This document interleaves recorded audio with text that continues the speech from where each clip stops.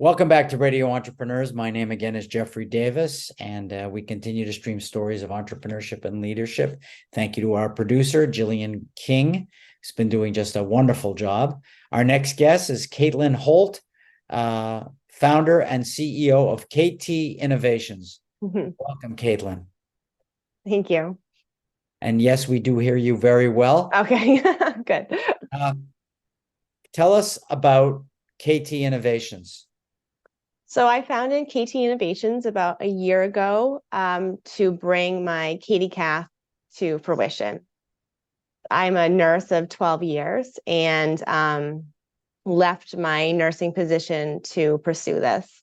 I came up with an idea for an alternative external male urinary catheter back in 2014 and have been coming back and forth to it. It got patented the summer of 2020, and I just felt like no one was going to talk to me during COVID. So I shelved it, and then a little over a year ago now, maybe almost a year and a half, I really just hit the ground running. Well, I'm not an expert on catheters. I used to work for Ethicon Sutures, the J&J division, but I once was unfortunate enough to have to wear a catheter. What is the difference between your catheter and the pre-existing one that we all, or what I would have been using? So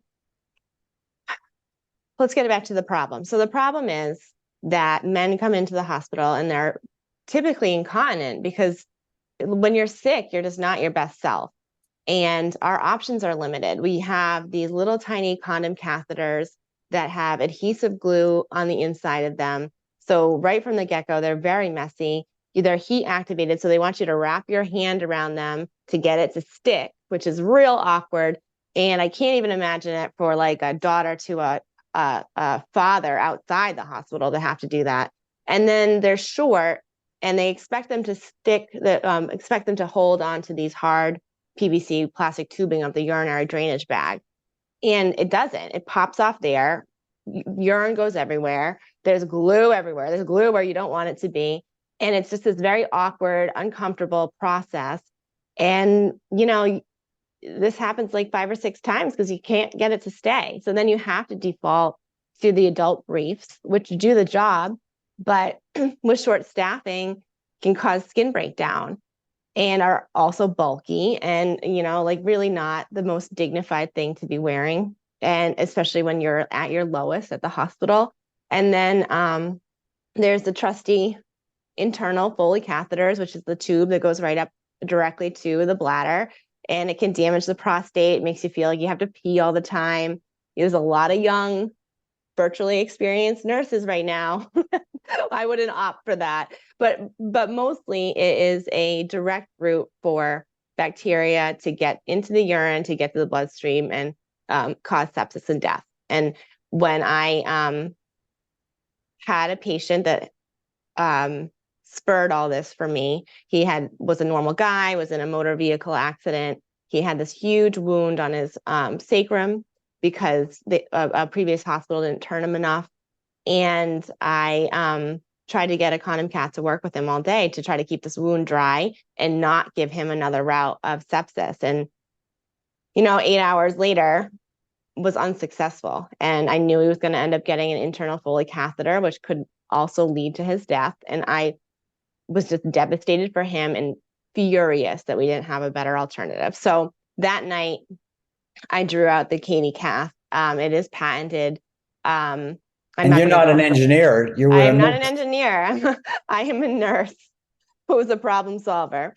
And so my catheter doesn't require adhesive or glue. It doesn't require an apparatus. It's not internal, and it will be comfortable and functional. And we just started to do initial prototyping this summer, which is really exciting. And we're going to get it on human bodies within 6 months. And I'm really looking forward to hearing from the patients and nurses and the CNAs, because I think it's actually going to end up saving a lot of time. And so I've always felt like this little device is going to save lives because that person's never going to need an internal Foley catheter, or they're not going to get skin breakdown, but also indirectly giving those caregivers more time on the floor is going to save the person next door. And so I'm really excited about it. We're really on the cusp. You know, I know just enough about this to be totally intrigued by what you're saying. Hmm. But there must be thousands of catheters put into men every day. Mm. Are you planning on selling this direct to hospitals through agents, Yeah, I think we're medical going companies? to, yeah, I think we want to be paired with the manufacturer once we get enough, data and, really hash out the design. I think going from a manufacturer into the hospitals, initially the beachhead market is the hospitals, the nursing homes. But like to me, I want to help everybody. So I really do see it ultimately as an outpatient product. And, it's an easy on, easy off by the patient, so it could catch those like prostate problems where it's just like a little drip and you can just take it off, empty your bladder, in the bathroom, put it back on. There's a really high like mental health and depression rate for men right now because men don't tell their doctor when they're leaking or having incontinence issues. And they just leave the workforce. So like their career that they worked so hard for, they'll leave early because they don't want to deal with it and they don't have good alternatives. So I want to help everybody. You know, again, this could probably be a 60-minute interview, and it's not, because there's so many areas that I'm thinking that we could go. Hmm. Here you are, a nurse, you're an employee, you become an engineer, you design a product. Now you're an entrepreneur. Correct. Yeah.